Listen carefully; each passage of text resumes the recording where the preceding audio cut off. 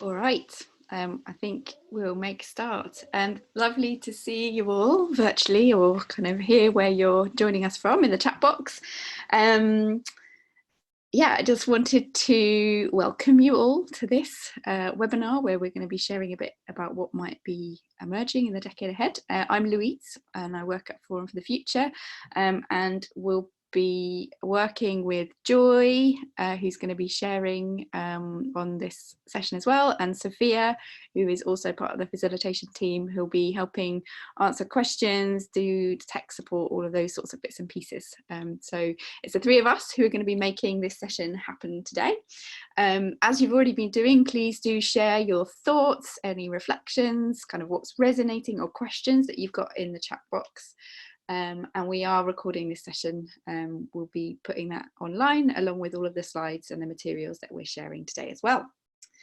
So kind of what is this session? There's a famous Lenin quote that has been shared a lot recently about how there are decades where seemingly nothing happens and weeks where decades happen.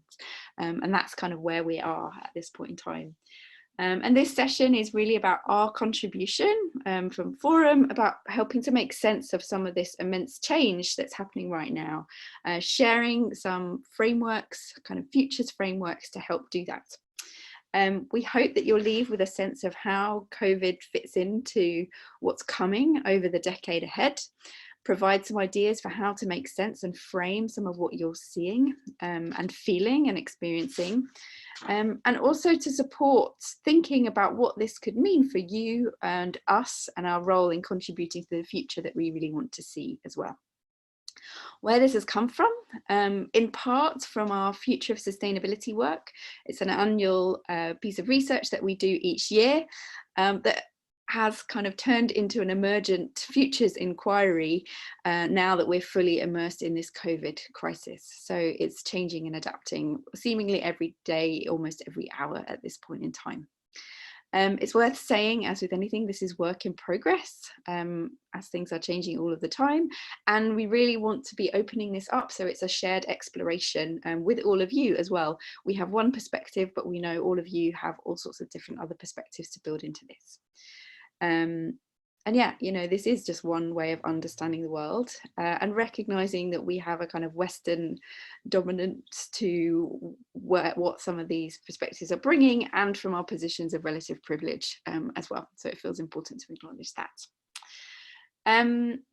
And yeah, before we really dive into the content, you know, we're all asking, like, what is this thing that's happening to us? From the survey that some of you answered before, we heard from you, there's a whole spectrum of emotions and feelings that are going on, you know, despair, the intenseness beyond imaginable of what's happening, some kind of glimpses of people feeling happy and contented, but also the kind of deep pain and suffering that's been going on as well.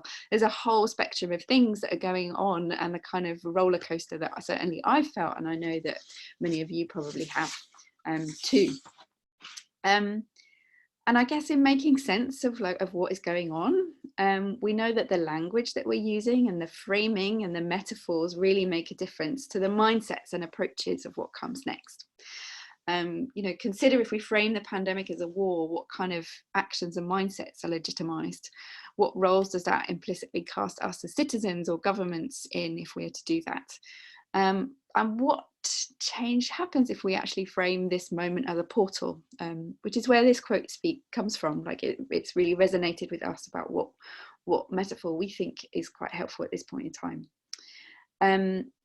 But what other framings are alive and are relevant in what's happening right now? And we'll be sharing a whole spectrum of possibilities, of directions of where we could go next. And in this moment, it's really essential to keep all these possibilities open and not go down one path, because all of these different things will be playing out around us. And we just don't know where this is going to take us, but we need to be alert, to use the UK phrase of the moment, of kind of what's going to happen. Just go to the next slide. And of course, COVID has caused this major unprecedented discontinuity. And we're all increasingly aware of how this is a moment of massive change, whereas much of what we thought was normal has just been thrown up in the air. And then there are so many signals of this deep discontinuity, from oil prices going negative, governments effectively nationalising entire workforces overnight to protect them, whole sectors and business models up in smoke with no obvious or easy route out. Big looming questions about the future of aviation, fashion, tourism, as well as some of the newer sharing economy models from WeWork and the Airbnbs as well. Like, this is really affecting all sorts of things. And yeah, from the survey that we've done, we know that, again, we are joining from Western countries predominantly, and a lot of urban areas. And it's important to acknowledge that this type of experience is newer for us. We haven't experienced that. But in other countries, this is kind of how things are. You just think about Kenya, who are emerging from this really devastating locust plague just before COVID hit. In other places, this kind of uncertainty is something that is more of a part of their everyday. But of course, what is different is that this is affecting us globally at a completely different scale from anything that any of us has experienced in our lifetimes. I'm going to hand you over to Joy to talk about the next piece. Great. So, yeah, and just picking up on what Louisa said, this really is affecting all the levels of the system. We're seeing changes at all levels. This might be something that's familiar to you all. This is the iceberg model, a way to think about, where is change happening in the different levels of the system. And if you go through it all, you'll see that literally you've got every level. So surface events, flows, information, energy, finance, food and resources, physical structures, societal structures, relationships, power dynamics, mindsets, even down to the sort of like the subterranean sort of feelings and unconscious level. Literally every single level of our sort of human and collective systems are being disrupted right now. And what is particularly of interest to us is that the very deepest levels are being affected, the assumptions and mindsets of values, because these are things that are less easy to see and work with, are often ignored, but actually where the deepest change can come from. And particularly, there's a particularly interesting dimension to this crisis. It's psychological. So you got at the moment 60% of the global population, that's 4 billion people, are right now in some kind of lockdown, which is somewhat open-ended. We don't really know kind of how these lockdowns are going to really end or when, with potentially deep and unknown ramifications for the mindsets and collective values of entire countries and regions, and even as our sort of collective global identities, living means and living planets. So all this very deep levels are being affected, and on a personal level, from the responses we got to the survey from you who are attending, it's clear that it's a time of really intense internal experience and deepening for many of us. And yeah, and this is something we come back to inform, that we know this is where the deepest changes can come from shifts in mindsets and values, because these shape everything we do as humans. They manifest in how we feel, in our everyday choices, where we focus our time and decisions about where and how to act and what is possible. So although we're still in this discontinuity, although it's a time when it feels a bit strange to jump ahead, you can't really jump ahead to scenarios that really very sensibly right now in terms in the way you normally would do, you can start to think about paths or trajectories out in terms of mindsets. Because although so much is still unknown, there's so many critical uncertainties, you can start to think about what are the mindsets that we're seeing emerging, and what are we seeing clustering around those mindsets. So we do a lot of scanning, a lot of sensing, what we call signals of change for sort of what might emerge next. And they've really been clustering to really notice there's sort of 3 mindsets in particular, quite a basic ways of thinking, basic frames for the world, and paths forwards and narratives are starting to emerge around them. And it's very likely, as we describe them, it'll trigger, you'll go, yes, I've seen and read things that really speak to each of these mindsets. So to briefly talk you through them. So the first one that is emerging is the sort of the disciplined mindset. And this mindset is really around, we need greater control. Technology is going to give us greater control. We need this control to maintain public health, safety and security. We absolutely must keep the previous growth model and some form of global interconnection going. And to do this, we're prepared to be disciplined, to relinquish privacy concerns, to reconfigure our social norms.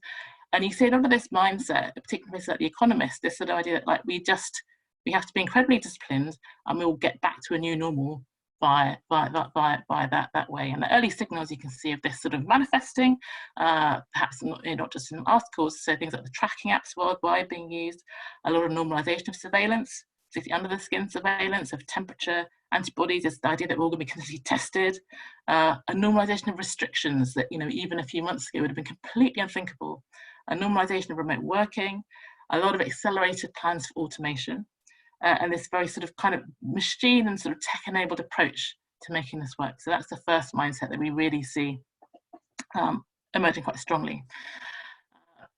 There's a second mindset, the transform mindset, and this one is, well, you can almost sort of condense it down to planetary health is human health. Our fates are deeply interconnected. Deep change is actually possible. We've seen that it's possible, it's desirable, and it's happening, and we cannot go back to before. And we're seeing this mindset surface in many places, some of them quite surprising. So a lot of them in the usual places, like, you know, for example, this webinar, but some of them surprising places, like, for example, the FT has run some articles with this mindset, which has been very surprising. And early signals of this mindset sort of emerging and starting to gain strength, this trajectory emerging. So this recognition, first of all, of the really strong biodiversity link to COVID, and how important that is, that actually, you know, biodiversity degradation really gets highlighted. You've got the City of Amsterdam saying they're going to use donut economics to rebuild themselves in the recovery. You've got the mutual aid groups that have literally exploded, you know, across the world to deal with it from grassroots level. You've got bailouts that are happening, and that some countries are saying, actually, we're going to put conditions on these bailouts. So you've got Denmark and Poland saying no bailouts to tax avoiders. You've got France saying the airlines must plan for transition. So people start to think about, how can we use this as a way to accelerate transition and transformation? And of course, in the FT, that bastion of capitalism, saying we must now consider stuff like wealth tax, universal basic income as actual real policy responses. And then in places like Kauai, you've got sort of people saying, actually, can we have feminist-led economic stimulus packages? And lots of calls throughout the business world as well to accelerate the zero carbon transition. So that is the emerging mindset we're seeing around the transformation one. And then third, oh, sorry, and so the FT is, yes, it's the Financial Times. So it is a sort of it is a British paper that is read worldwide. It's the sort of capital markets paper, the bankers' paper. And then third, the third mindset that we're really seeing emerging strongly is around sort of collapse. And this one is really around the sort of collapsing, collaborating. And the mindset behind is that there's just not enough to share. You must retreat to protection of our own kind. You must prevail over the others. Actually, others are tainted, foreigners are tainted.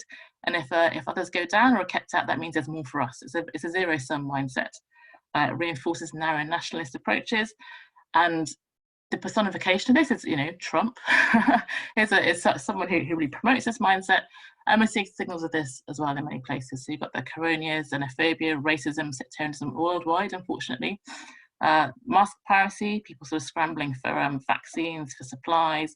Got Trump defunding the World Health Organization, threatening punitive tariffs from China as punishment for having the temerity to have been the source of COVID. The EU actually also has been manifesting this, its failure to support Italy or Spain, the failure to create some form of sort of corona bonds.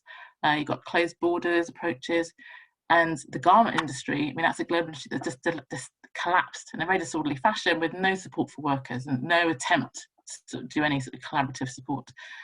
Those are signs that we're seeing of that actually starting to manifest. And we want to keep open a fourth possibility. So we're seeing these three sort of quite clear different mindsets and emerging sort of pathways out. There's also the possibility that we're calling unknown. And we're saying unknown because we have to bear in mind we're still in the discontinuity. So still in that diagram, we're still in the black circle in the middle. And further curveballs are still very much possible, as we'll find out when we go to look at the map, and also after we merge too. So there's not, we can't really, it's very possible that there's a fourth unknown trajectory out of this that we haven't yet seen. So we're going to go to the next slide now. And I guess what we're also seeing is that in any pathway forward, in any trajectory that emerges, is that there are actually a set of underlying dynamics that we need to consider. And before COVID hit, we'd done quite a lot of work understanding what some of these systemic dynamics were in the coming decade. And from our previous futures work, and it won't be a surprise to many of you that we know that the next decade is going to be set for a huge amount of turbulence and shocks that are coming and keep coming. We're not focusing on trends here, but really asking the question, like, what are the dynamics with potential to move global systems into new states, both good and bad, depending on your perspective. And how do we better understand what these dynamics are in order to ride them or use them as a catalyst, find out what we need to head off or mitigate, and how we kind of dance with the uncertainty of what is coming ahead as we move forward. It's important to say that what we're about to share with you and the map and these dynamic areas aren't just based on what we've been thinking. We've been interviewing and doing research with a whole bunch of people to get to this point, but it is a partial perspective, and that's what it will be. And by its very nature, it's dynamic and changing all of the time, every day, right now. So we'll be sharing something that is quite static, but the intention is we want to be able to show this in quite a dynamic way as we go on.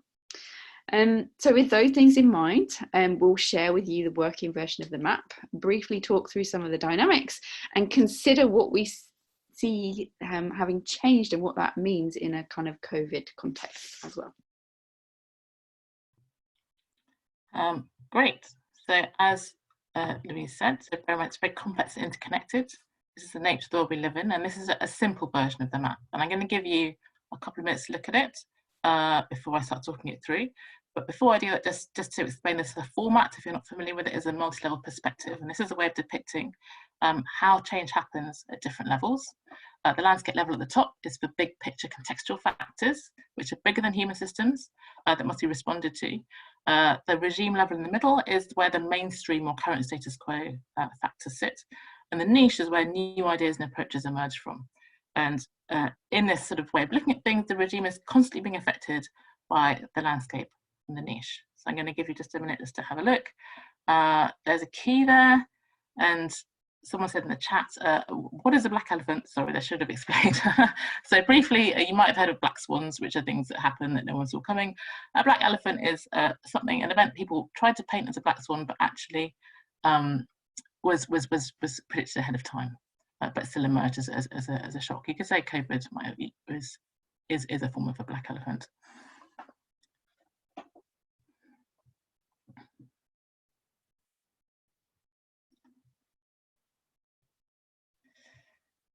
And the yellow, so if it's not clear in the key, so the yellow is basically areas where we've really seen sort of a lot of change or intense acceleration of the dynamic due to the COVID crisis.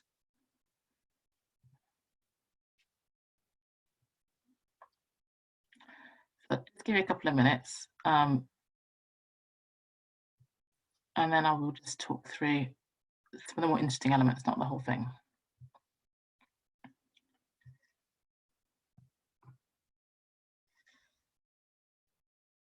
And also just to say that we will give a link at the end with more detail about the map. So there will be a chance to go into more detail at the end at an individual level, and we will also can do more on this map in webinar sessions later if there's interest. So I'm going to talk through what we think are some of the most interesting things in the light of COVID, what is accelerating, what is intensifying, what is opening.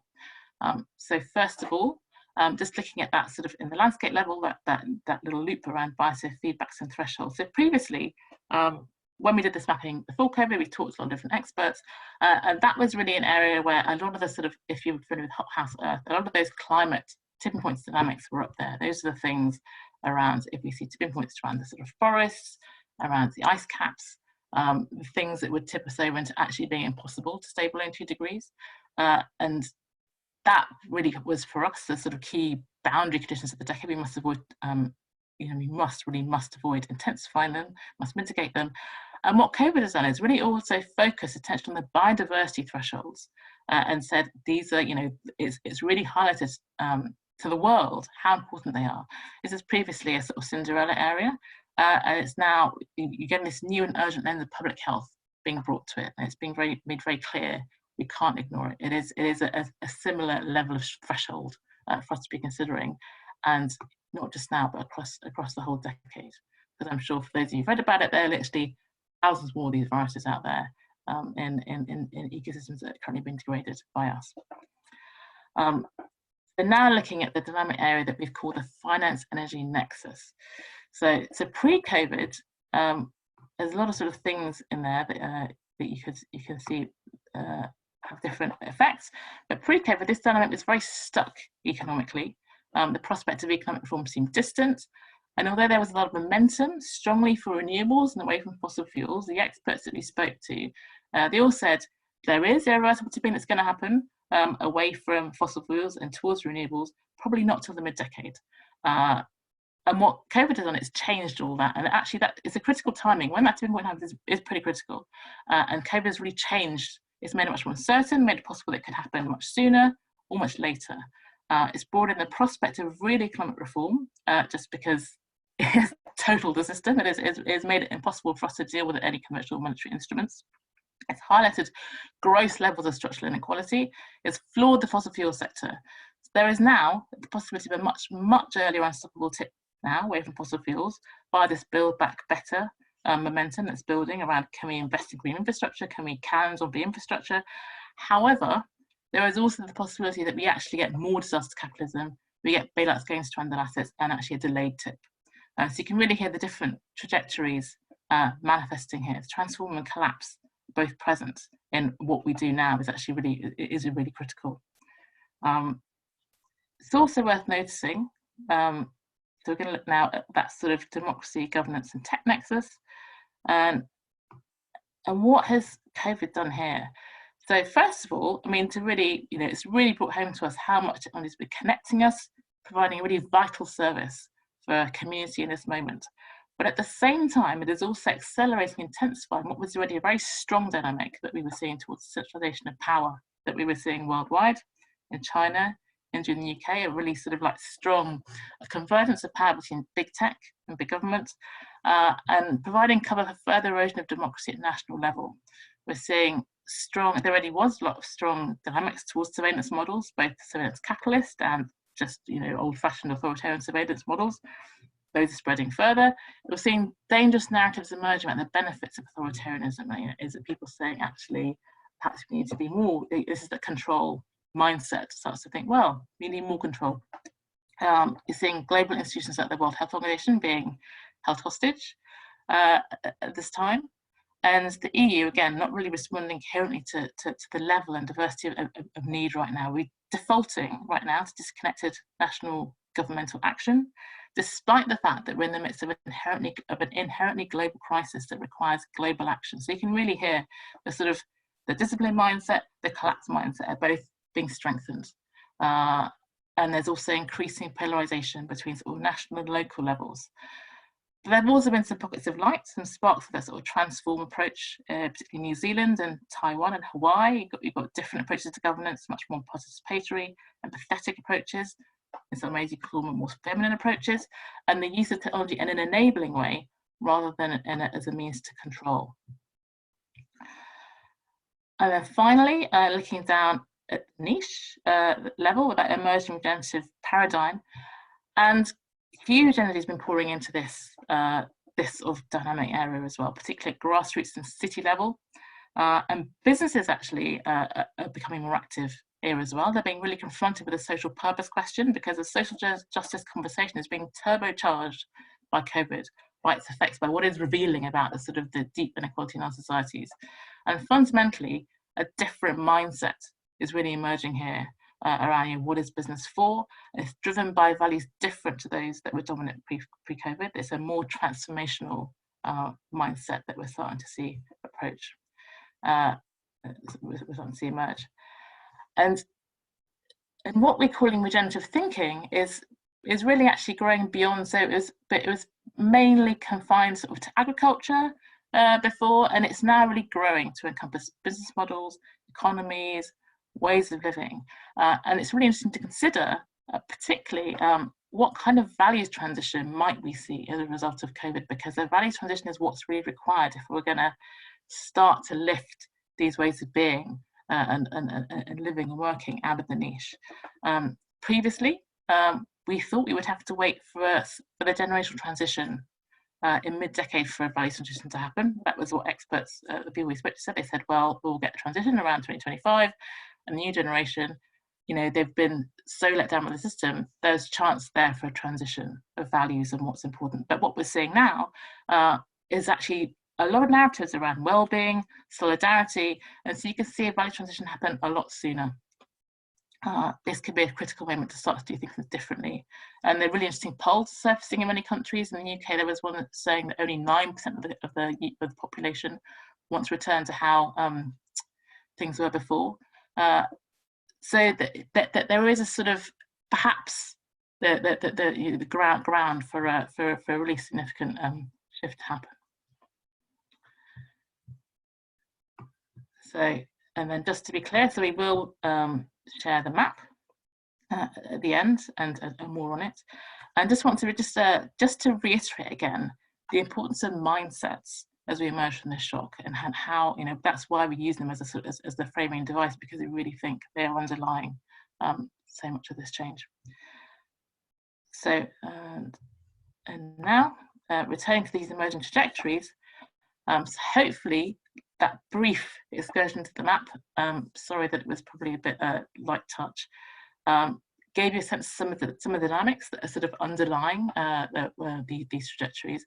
But I also want to really highlight this fourth one again, this one we're calling unknown, to consider that one way that this unknown trajectory might manifest is basically the discontinuity continuing and no new normal really manifesting, not really finding its feet.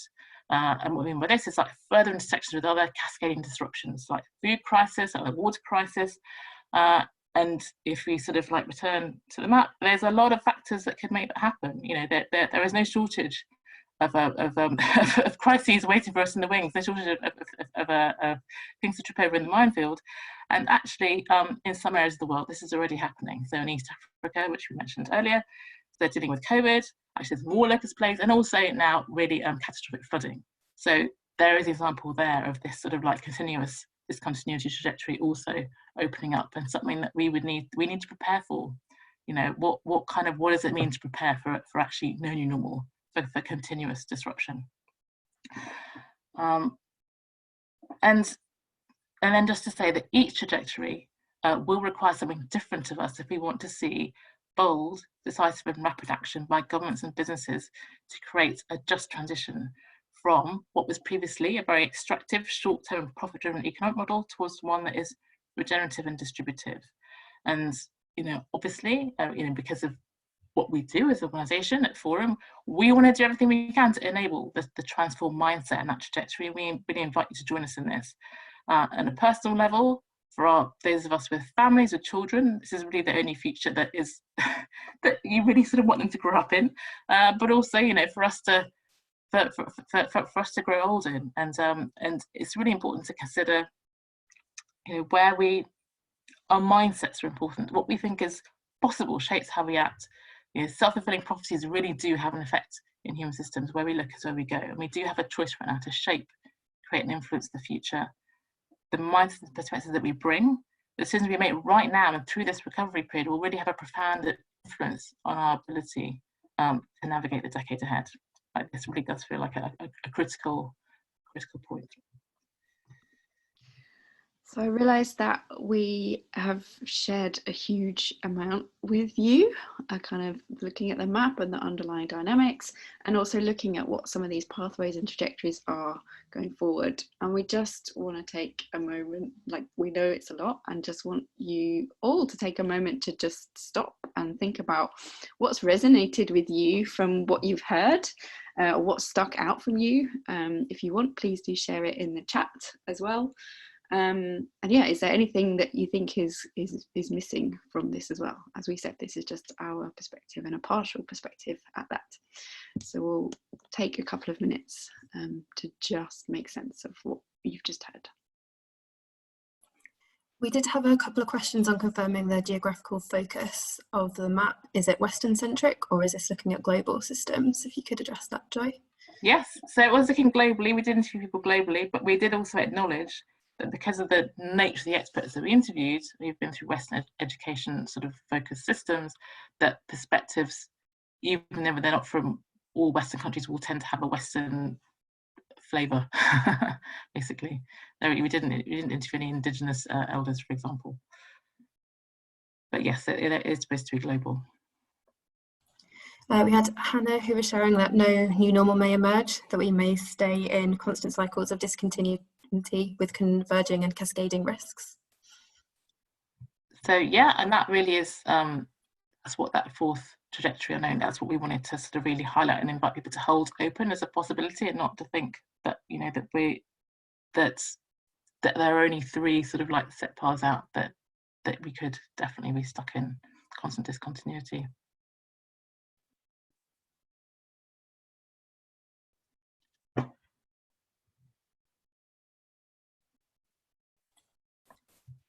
We've had some comments that the mindset framing is refreshing, and that some people are getting ahead with looking into scenarios already, and it's quite good to step back from that initial process and to view this as trajectories before you get kind of carried away further down that process.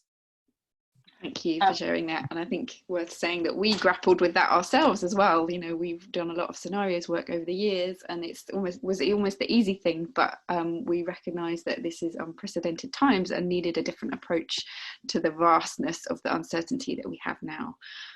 So it's taken us a while to get to this point, but it feels appropriate given where we are.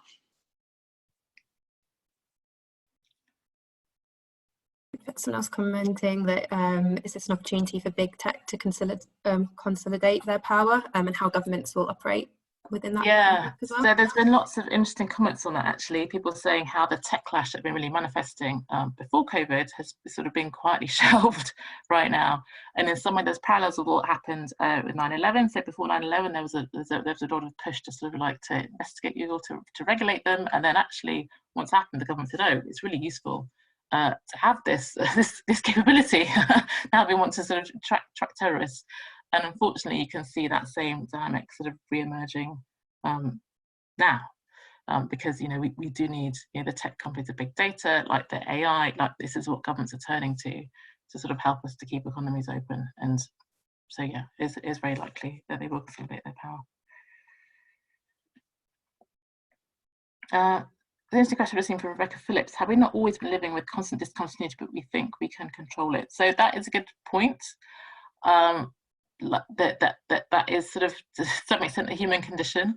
But what we're saying is that it's almost like that pace of sort of discontinuity and turbulence is really, because of the number of thresholds that we're near or that we've crossed, we think we have entered a new state. It's almost like we were sort of canoeing down a river before, which had the old sort of like turbulent bit, and then we're suddenly into white water, basically. We've had another comment about how do you see mindset framing linking with governments to ensure scenarios that are envisioned come into being? So you can use, we develop this framework, so you can start to then use them to develop scenarios from them. But what we really wanted to emphasize was we're still in the discontinuity, like we're still in that black circle. We don't even know if there's going to be a vaccine, like how long this period is going to last for. So doing really detailed scenarios that necessarily draw on sort of like previous assumptions of what isn't possible, of how the world works, is not really that useful right now. But you could almost do instead future glimpses and snapshots and think about, you know, if this trajectory continues, if this mindset really becomes dominant, what is the future that we might see? And there's also scope. You might notice that the mindsets overlap each other. So they're not, in the real world, these mindsets are all of them are present. And you could envisage situations where you might have perhaps a disciplined mindset really dominating, but with a lot of influence from one of the others, like transform. So you might get a situation where we end up, you know, we have a lot of technology, we have people say we must be very controlled, but we must also bring in aspects that will help us accelerate the transition. You might get what we would call almost like a shallow transition without that real sort of mindset shift to really that regenerative mindset, but still better than what went before. It's almost like a very disciplined approach where you keep with business travel perhaps goes away, where you have more automation but brought in with a sort of with the sort of from the really environmental efficiency point of view.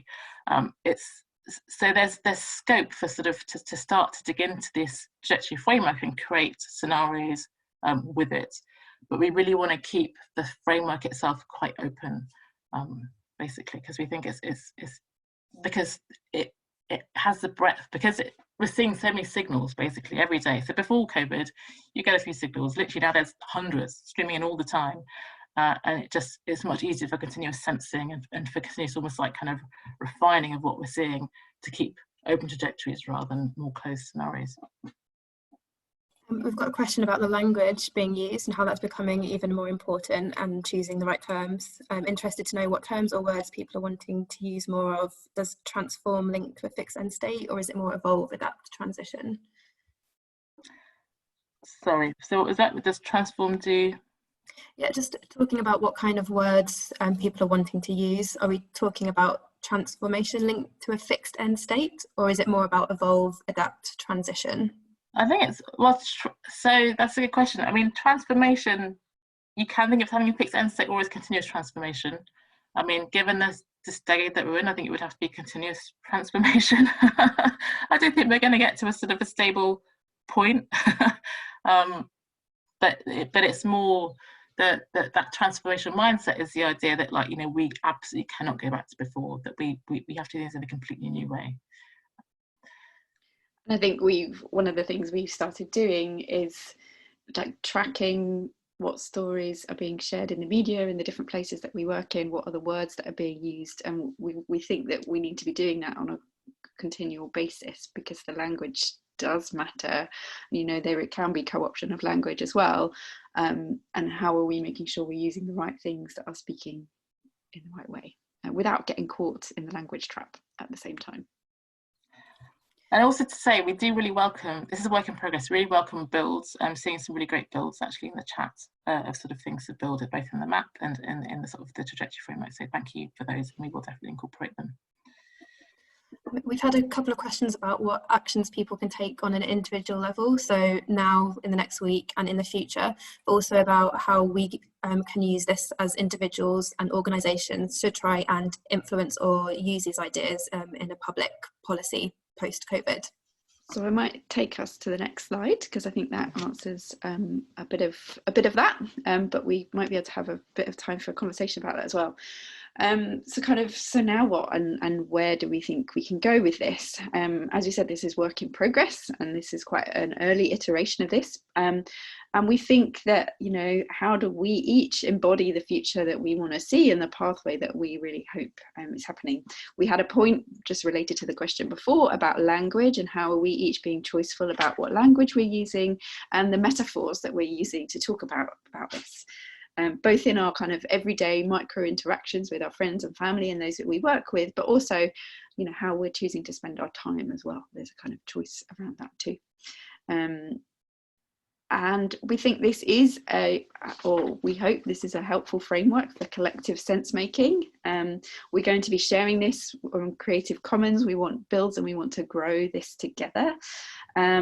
We think it helps kind of give a structure for what is emerging, but there's going to have to be kind of constant iterations to do this.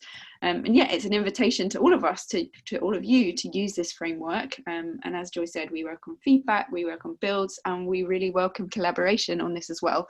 We have one perspective, but we know between us we have a whole host of different skills that we could put into this. And importantly, like what's the point of doing the sense making? Really, it's helping us to explore and understand what our roles and contributions need to be in the midst of all of this uncertainty.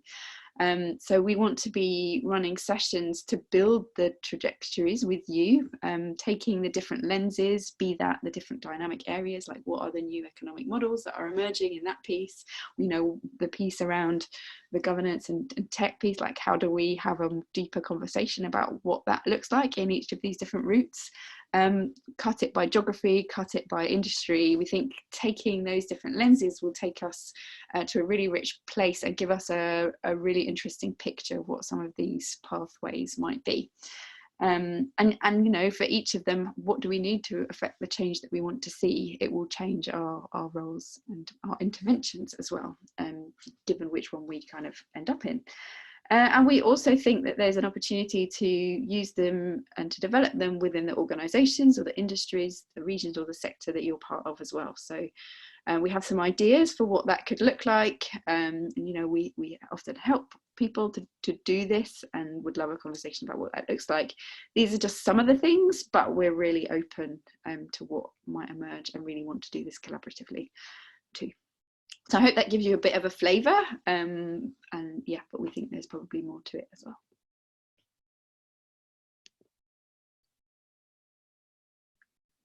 I don't know, I can't see the chat, so I don't know what is being shared or if there are any builds on that from people. We've had a question from someone about what role do you believe that business has to drive maximum transformation mindset, as it's probably the most positive route? Great question, and we really want to do a session around this to understand, like, as Joy mentioned, we're seeing a lot of businesses really ask the questions about what their role is right now, what their contribution is right now. The seeds have been sown to understand value differently. Yeah, and have some thoughts, but we kind of want to create this space to really explore that together. But Joy, maybe you've got some more specifics you want to add to that. Sorry, just unmuting myself. Was that question around what the role is of business right now? I mean, I think business, it's really interesting to consider. I mean, how a lot of businesses have really tried to rise to the challenge of COVID. They have really tried to reconfigure their supply chains. They've been, and it's really sort of also highlighted, you know, that sort of question around, you know, who is a key worker, who isn't, what is a key business, what isn't, and there's really been this sort of almost like, I think there's a website that says, you know, what did they do, and that rates, and you've got the sort of like the people who are really standing out as having gone the extra mile, and others like Amazon, who are and Virgin, who are attracting opprobrium for basically behaving in the more traditional sort of like putting the profits first type of way. But I think there is a real opportunity here for business to recognise that, particularly because as governments are not really covering themselves in glory right now, that there is a chance here for businesses to use this as an opportunity and to really push for this Build Back Better, for the transformation mindset to really be foregrounded, because it is really important right now.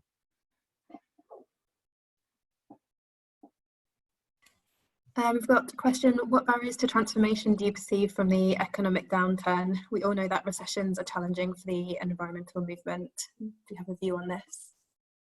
So that is a really good question. I'd say, I mean, it's interesting it feels like a different moment even to the previous financial collapse in 2008. I mean, that really just affected the finance industry. This is affecting everything. And even before COVID hit, when we interviewed people, they all said the system is really fragile, it can't actually cope with anything happening to it. And then this happened. And it's almost like, have we finally run out of road? We thought we'd run out of road with the previous system in 2008, where they patched up, they put it back on the road. It has been sort of like stumbling along. But will it survive this level of shock globally? It doesn't really seem like it can without some sort of significant reform. So I think this could be an opportunity for much deeper reform than we've seen previously, but it will have to be fought for. There will obviously be a huge amount of pressure to try to return to what we had before, but it doesn't feel tenable, especially the levels of austerity that would be required. We have another comment about wondering if mindset shifts are a constant between a person or an individual, or if it's a case of switching between them, and how the needs of different mindsets can be met. So that's a really interesting point. So I think you can have, I mean, that's almost that you could reflect on your own experience. I know I can hold multiple mindset at a time, but it's almost like which is the one that is dominant, that actually drives your daily life and your decisions is the one that is the most pertinent. A conversation that I've had sort of recurringly over the last couple of months is about how, you know, we all have those conversations one-on-one particularly those that work in larger organizations, about what change is needed and what you personally believe. And then somehow a kind of organizational shield comes up. And when we go to that collective level, kind of some of that change doesn't look possible, or we can't question some of the assumptions or the particularly organizational mindsets that come with that as well. So, you know, how we interact and the relationships we have at these different levels are interesting. And I think there's a really interesting relationship between people and governments that's happening right now. And, you know, what was or is a kind of parent-child dynamic, how do you really change that to be a mutual relationship and exchange? Because if you see yourself as a child or a parent, that changes the mindset that you have as well. So that pattern feels like it's repeating at the different levels of the system as well, and I think is interesting to consider in these different mindsets. Like, what are the relationships or the quality of relationships that are going to enable these mindsets to come forward or retreat? Yeah, what are the structures that need to be put in place to support them as well, particularly new mindsets as well? I'm seeing some interesting people talking in the chat about how, you know, thoughts on how to help organizations drive the transformation mindset. And I think we should also make clear there will be more. We're going to be running more. But this is just the first webinar that we're running on this, and we will do more going into sort of all these topics individually in more detail. This is more the overview one.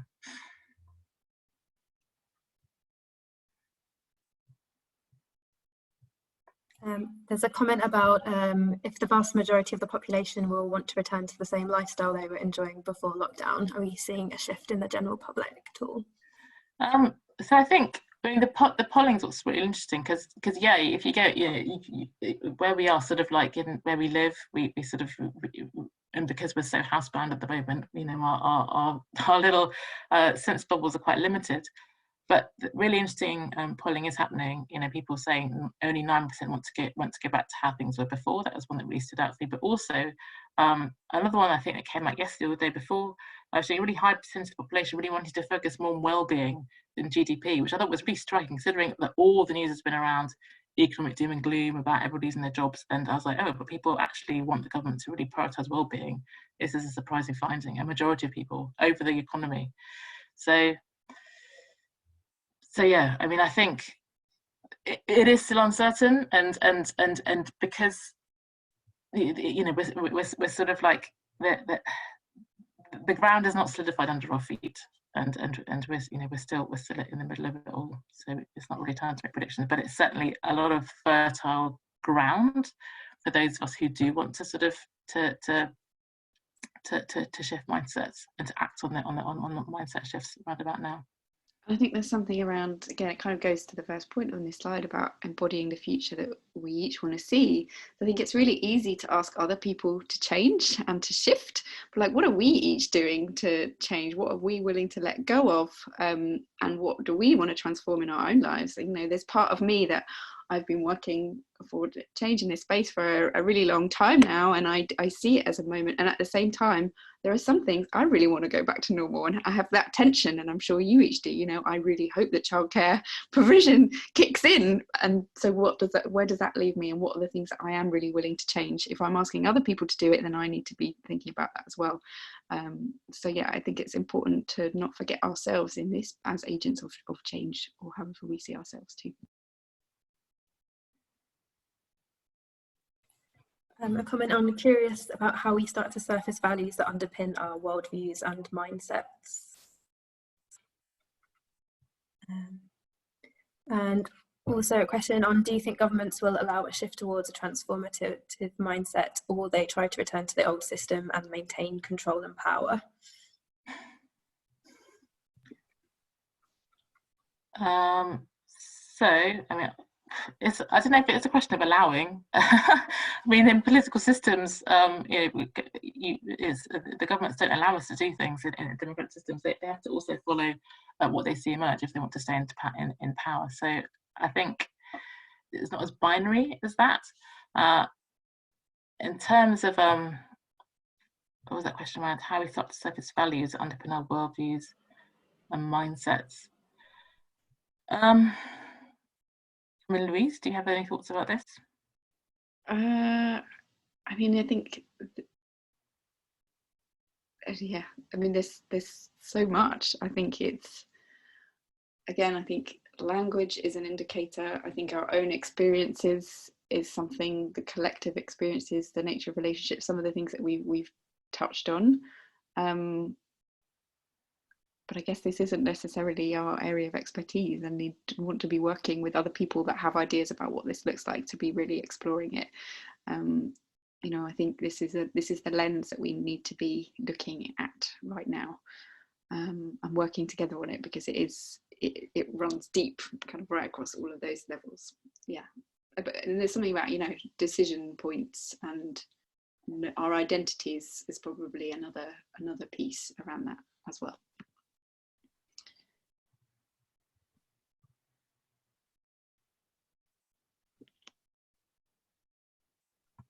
And the comment on new models of ownership is an interesting area. How do you see this building out into a scenario? So new models of ownership, I mean, that's something that is that definitely came up as something that would be linked to the sort of regenerative paradigm. It's funny, at Forum, it's one of those factors that we've been tracking for years, and it keeps morphing.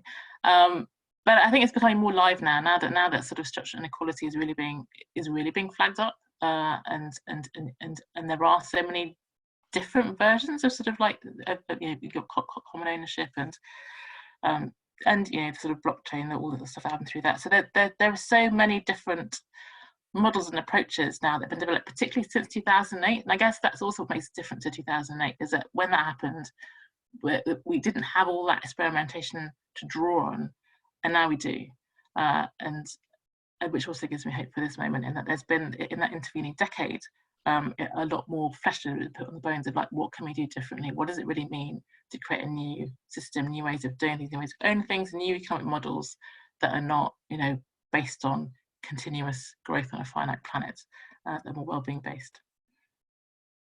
And I think there's, you know, a lot of these new models, you know, they give us a clue about how, you know, how we're organizing and how we're relating. And again, I think that's an interesting slice on the trajectories that we could look at in a bit more detail in future sessions as well. And yeah, as Joyce says, those models weren't there before, and there's an opportunity to actually share and take them to the next level now, which is really exciting. So we've got four minutes left, and I know we could go on, and there's so much richness in what's been shared, but I hope this has given you just, you know, a way of making sense of what's going on, something to frame your thinking, and some ideas for where to go, and a bit of an idea of what kind of lies beneath all of this as well. We will follow up with the slides, with the recording, and a bit more about each of these, as well as some of the next sessions where we really start to dig into the detail of some of these different areas and build out these trajectories together. And I guess before we close, it would be great just to hear for each of you to share, like, what's the one word that sums up how you're feeling about the future now, based on what you've heard. That would be great. And thank you all for joining us. I really appreciate the time and perspectives as well, and look forward to developing and sharing more with you soon.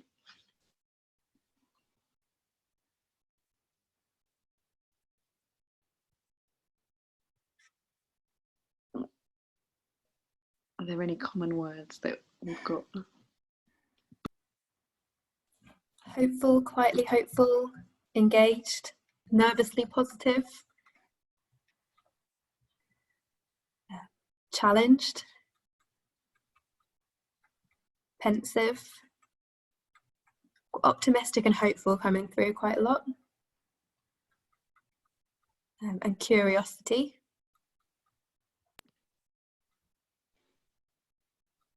Cool. Well, thank you everyone again. Yeah, and we look forward to chatting and exploring and being curious with you all soon. Have a good rest of your days wherever you are. Thank you. Thank you.